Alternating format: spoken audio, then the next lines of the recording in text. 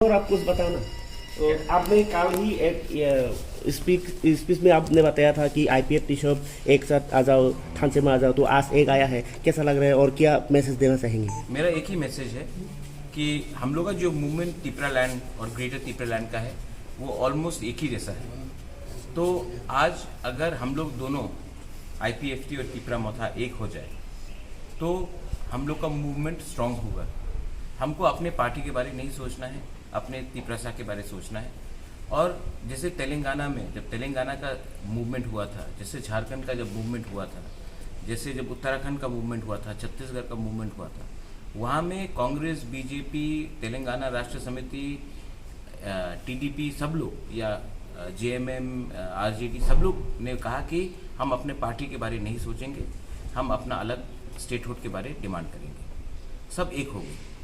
तो यहाँ में भी अगर आईपीएफटी वही डिमांड कर रहा है जो तिपरा मोथा डिमांड कर रहा है, अगर राधाचरण के दिल में एक मंशा है कि तिपरासा आगे बढ़े, अगर बीजेपी के अंदर, जिष्णु कर्ता के अंदर में एक सोच है कि हमारा तिपरासा आगे बढ़े, तो क्या प्रॉब्लम है कि हम लोग सब एक नहीं होकर एक ही डिमांड दिल्ली में उठाएं?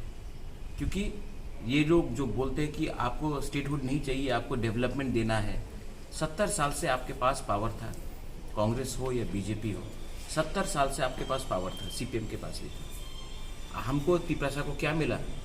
हम क्यों विश्वास करें कि जो 70 साल से चल रहा है वो अभी अगला 5 साल नहीं चलेगा? तो इसके लिए हमने कहा है कि हमारा भविष्य हमारे खुद के हाथ में होना चाहिए।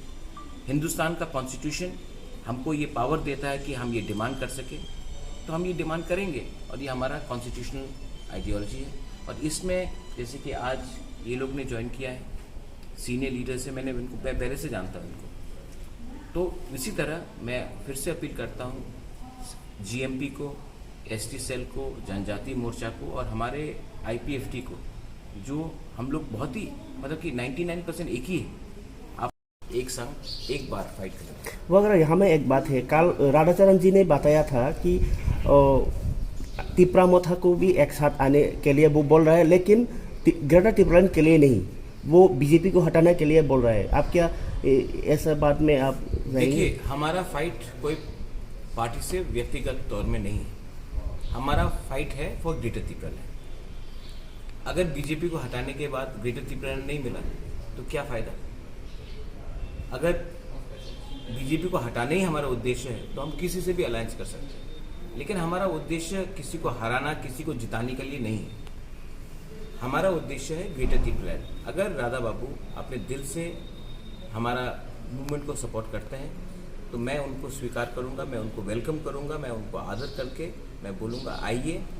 2023 के बाद हम लोग देखेंगे कि कौन किस पार्टी में रहता है, लेकिन 2023 तक हमको एक होकर ग्रेटर तिपरालैंड, अपने तिपरासा के लिए, पार्टी को छोड़ दो, अपने तिपरासा के लिए एक होकर एक मूवमेंट करना चाहिए और अपने लोगों को मिसलीड या धोखा नहीं देना चाहिए। हम लोग को एक संग आकर फाइट करना चाहिए।